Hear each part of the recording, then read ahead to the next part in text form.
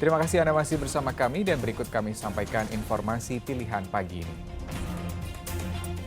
Longsor timbun 8 orang di Bogor, 1 tewas, 4 selamat dan 3 korban lain masih dalam pencarian. 7 tersangka penganiayaan seorang pelajar hingga tewas di Kabupaten Sukabumi ditangkap polisi.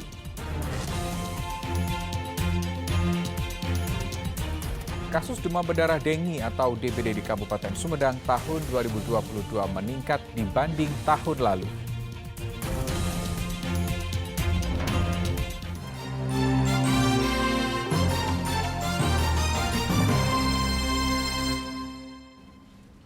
Ya, 7 tersangka penganiayaan seorang pelajar hingga tewas di Kabupaten Sukabumi ditangkap polisi. Mereka adalah pelajar dan alumni sebuah SMK di Kabupaten Sukabumi. Permusuhan antar sekolah rupanya menjadi pemicu penganiayaan seorang pelajar SMK Negeri 1 Pertanian Cibadak Kabupaten Sukabumi hingga korban meninggal dunia. Kejadian sehari sebelumnya dipicu oleh masalah sepele. Ketujuh tersangka, 4 masih berstatus sebagai pelajar dan 3 tersangka alumni SMK Teknika Cisaat berencana akan menghapus coretan di tembok bertulisan inisial SMK Pertanian tak jauh dari korban bersama 2 orang temannya yang tengah nongkrong. Mengetahui ada pelajar SMK Pertanian, para tersangka dan kelompok korban sempat saling ejek yang berujung pengejaran kelompok korban oleh para tersangka. Korban yang tertinggal saat melarikan diri kemudian dianiaya oleh ketujuh tersangka hingga tewas akibat luka robek senjata tajam di punggung dan perut. Hari Rabu, polisi dari Polsek Cibadak dan Polres Sukabumi menangkap ketujuh tersangka. Dari mereka, polisi menyita barang bukti 2 bilah senjata tajam dan seragam sekolah yang digunakan saat melakukan penganiayaan. Yang kita amankan ada 7 orang. 4 diantaranya adalah anak di bawah umur sehingga kita tidak ekspos. 3 yang kita tampilkan saat ini adalah merupakan alumni dari sekolah tersebut. Dan 1 orang yang merupakan eksekusi adalah eksekutornya adalah merupakan pelajar yang sudah di DO dari sekolah tersebut. Akibat perbuatannya, ketujuh tersangka diancam pasal 80 ayat 3 Undang-Undang Perlindungan Anak tentang penganiayaan terhadap anak dengan ancaman hukuman 15 tahun penjara. Asep Didi melaporkan dari Kabupaten Sukabumi. Ya, seorang petani di Lembang, Bandung Barat ditangkap polisi karena ketahuan memiliki narkoba jenis sabu. Tersangka menyimpan dan mengedarkan narkoba dengan nilai miliaran rupiah di rumahnya. Tim Satuan Reserse Narkoba Polres Cimahi menggerebek salah satu rumah di kawasan Lembang, Bandung Barat yang diduga menjadi tempat transaksi narkoba.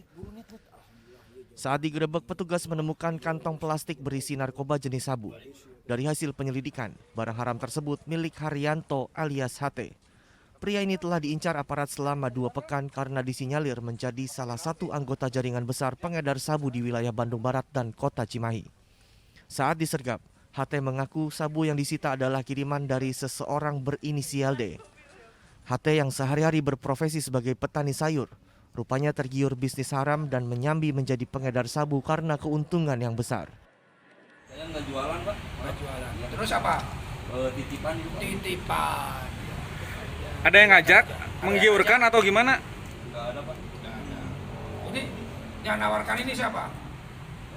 Yang di atas itu yang Yang di atas ya. Gimana ceritanya kok bisa langsung dapat? saya dulunya beli sama dia pas Dari tersangka, polisi menyita barang bukti sabu siap edar seberat 1,1 kg atau senilai 1,5 miliar rupiah. Dan di rumah pelaku didapatkan barang bukti yang pertama 9 paket narkotika jenis sabu-sabu siap edar sebanyak dengan berat kotor atau berat bruto 1,1 kilogram. Diduga kuat peredaran sabu dikendalikan dari jaringan lapas karena beberapa kali tersangka selalu lolos dari sergapan polisi. Tersangka sudah menjadi pengedar sabu selama 1 tahun dengan sasaran pembeli di wilayah Cimahi dan Bandung Barat. Atas perbuatannya tersangka dijerat pasal 114 ayat 2 dan pasal 112 ayat 2 Undang-Undang Nomor 35 Tahun 2009 tentang narkotika dengan ancaman hukuman maksimal seumur hidup hingga hukuman mati. Muhammad Abbas melaporkan dari Kota Cimahi. Ya, kita ke informasi lain. Masuk ke dalam rumah tanpa izin pemilik, 10 orang YouTuber di Kota Bandung dilaporkan ke polisi. Mereka membuat konten video horor di sebuah rumah kosong di Jalan Sawah Kurung.